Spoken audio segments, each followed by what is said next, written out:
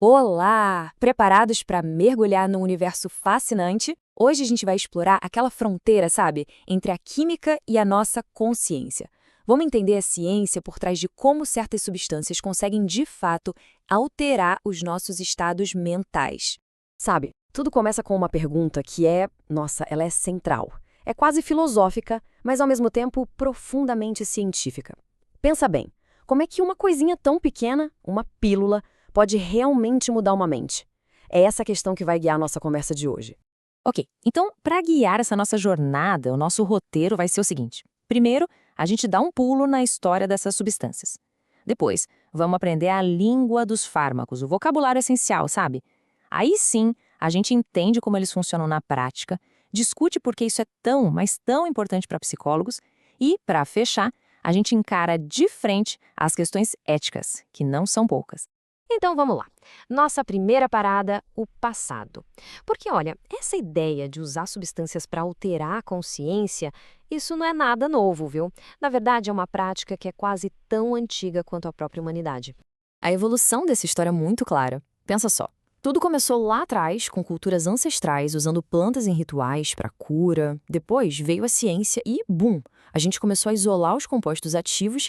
Daí o século XX chega e simplesmente inaugura a era moderna da psicofarmacologia, criando remédios superdirecionados. E hoje, bom, hoje esse campo não para, está em constante desenvolvimento e refinamento. Certo, agora que a gente já viu a história, vamos para os fundamentos. Para entender como essa engrenagem toda funciona, a gente precisa falar a mesma língua, né? Dominar o vocabulário básico da psicofarmacologia. Então, bora definir os conceitos que são chave. Primeiro de tudo, o que é um psicofármaco? De um jeito bem direto, é qualquer substância química que age onde? Lá no nosso centro de comando, o cérebro, o sistema nervoso central. E por agir ali, ela acaba alterando a função cerebral. Ou seja, mexe com humor, percepção, pensamento, comportamento, tudo isso. Beleza, agora um conceito super importante: eficácia. Pensa na eficácia como se fosse o teto de um remédio, o poder máximo dele. Não adianta aumentar a dose infinitamente. A eficácia é o maior efeito que aquele fármaco específico consegue atingir. Ponto final.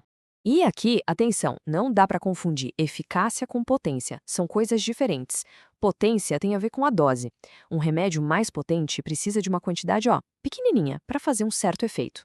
Já o menos potente precisa de mais. É uma questão de quanto do remédio a gente precisa e não do teto do efeito, que é a eficácia. Pegou a diferença? Olha que legal essa analogia para a gente nunca mais esquecer. A eficácia é tipo perguntar: essa chave consegue abrir a fechadura? Sim ou não? Ela funciona? Já a potência é outra pergunta. Tá, mas com que facilidade essa chave gira? Uma chave que gira com um toquinho de dedo é mais potente do que uma que precisa de mais força, entende? E para fechar esse bloco de conceitos, a meia-vida. Esse termo é a chave para entender por que a gente tem que tomar remédio de 8 em 8 horas, de 12 em 12 horas, sabe?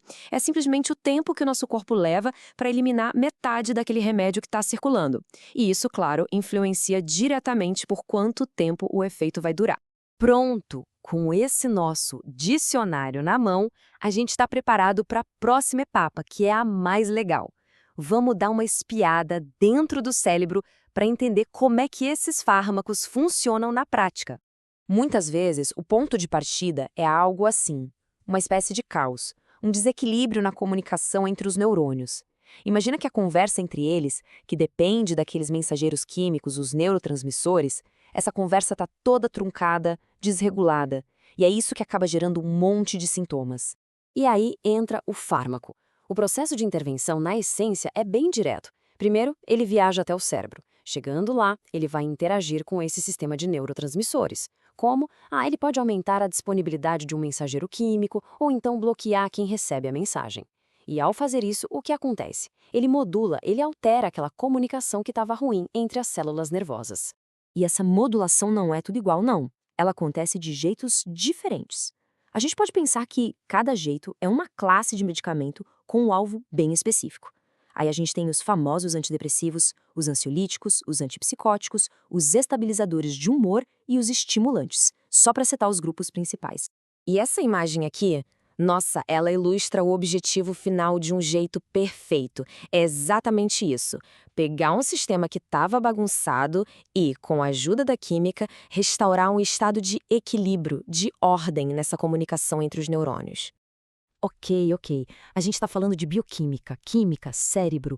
E aí pode surgir a pergunta: tá, mas por que um psicólogo, que não passa receita, precisa saber disso tudo com tanto detalhe? E a resposta é simples e direta: porque é absolutamente essencial. Então, o ponto crucial é esse. Saber de psicofarmacologia capacita o psicólogo. Pensa numa situação real. Um paciente chega e fala que está sentindo uma apatia gigante.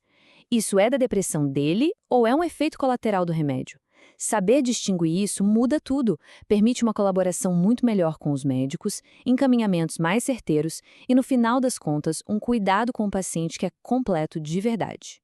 E para a gente ir fechando, quando a gente domina a ciência por trás disso tudo, é inevitável. A gente dá de cara com as grandes questões éticas que essa ferramenta tão poderosa coloca na nossa frente. Essa frase aqui, ela resume tudo de um jeito perfeito, né? O peso da responsabilidade.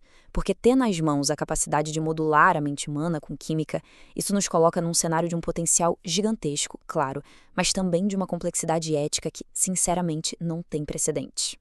E tudo isso nos deixa com uma última pergunta que fica para a gente refletir.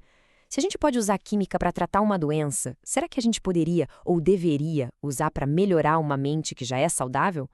Onde é que a gente traça essa linha? Qual a fronteira entre terapia e aprimoramento? Essa é uma das questões que a ciência e a sociedade juntas vão ter que encarar daqui para frente.